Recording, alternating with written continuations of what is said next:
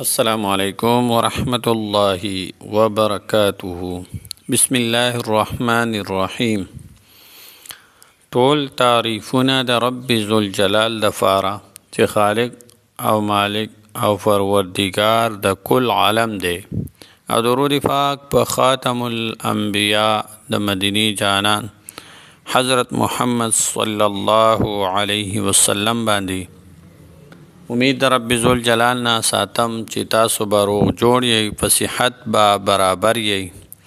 الله جل شانه د هر قسم مصیبتونو، تکلیفونو، آفتونو، پریشانو او غمونو نه په امن کې وساته. الله جل شانه هر حاجت، شرعي حاجت او مقصد د خپل غیب و خزانو نه پوره کړه. الله جل شانه د هر قسم وبایي امراض او اچانکي غمونو او تکلیفونو نه په امن کې وساته. محترم عزیزانو، ما نن تاسو دپاره یو ډیره مجربه او ډیره اسانه او خاص وظیفه راوړې ده چې په دې وظیفه باندې یعنی څوک چې دا وظیفه وکړي د دې په کولو باندې هر مقصد او هر حاجت الله جل شانه پوره کوي.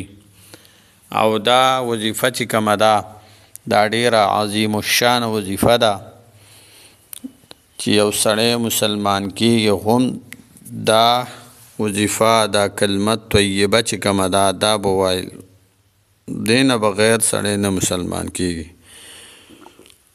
او دا د هر مقصد دپاره ده، د هر مقصد او هر حاجت، شرعي حاجت وي، څه مقصد وي ستاسو، که د دنیا وي او که د آخرت وي، نو الله جل شانه په انسان ته کامیابی ورکوي، مقصد یې پوره کوي، حاجت یې پوره کوي. ډیره اسانه وظیفه ده، ډیره مجربه وظیفه ده. د وظایفو کولو سره تاسو ته ما مخکې ویلي دي او اوس هم وایم چې د حرامو نه به ځان ساتل وي، او بل دا چې د فرض مونځ پابندي به ورسره لازمي وي. چې څوک فرض مونځ نه کوي، دا فرض عین عبادت دی، نو د کارونه یو کارم الله جل شانه نه سموي.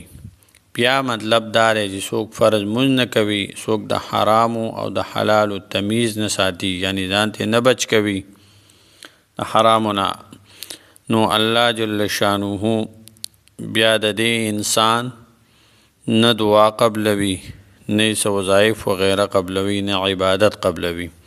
نو د دې سره سره لازمي دا ده چې سړی د فرض مونځ پابندي هم کوي او د حرامو نه ځان هم ساتي، او پردی حق چې کم دی هغه نه غصب کوي. مطلب چې پردی حق یې لاندې کړی وي، د ده خلکو بیا وظیفو ته حاجت نشته، ذکر و اذکار ته د حاجت نشته. نو محترمو، دا وظیفه چې کومه ده دا د حاجت دپاره هم ده او د مقصد دپاره هم ده. څه مقصد وي ستاسو او فوراً به الله جل شانه دا مقصد هم تاسو پوره کوي او حاجات به هم پوره کوي. نو راځو وظیفې طرف ته. دا وظیفه خاص ده د اتوار د ورځې سره، د اتوار د ورځې سره خاص ده. د اتوار په ورځ چې کله تاسو مازدیګر یعنی د عصر مونځ وکړئ، د مازدیګرې مونځ نه وروستو به تاسو کوم ځای کې تاسو مونځ کړی وي، نارینهو له پکار دی چې په جومات کې د جمع سره مونځ وکړي، هلته به کښېني، اودس به سره لازمي دی، اودس به یې کړی وي. اول به درود پاک په نبی علیه الصلاة والسلام باندې ووایئ، 3 ځله وي، 15 ځله وي، 2 ځله وي.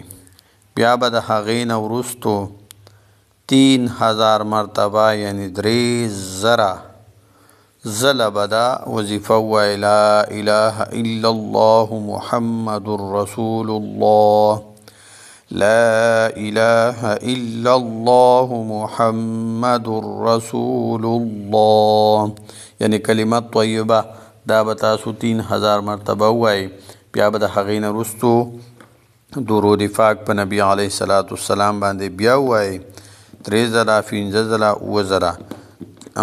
او دا به ووایئ بیا به د هغې نه پس د خپل حاجت او د مقصد دپاره ستاسو چې کوم حاجت وي په زړه کې کوم مقصد هم وي نو د هغې دپاره به د الله جل شانه نه دعا وغواړئ. الله جل شانه به فورا ستاسو حاجت هم پوره کوي او مقصد به هم پوره کوي.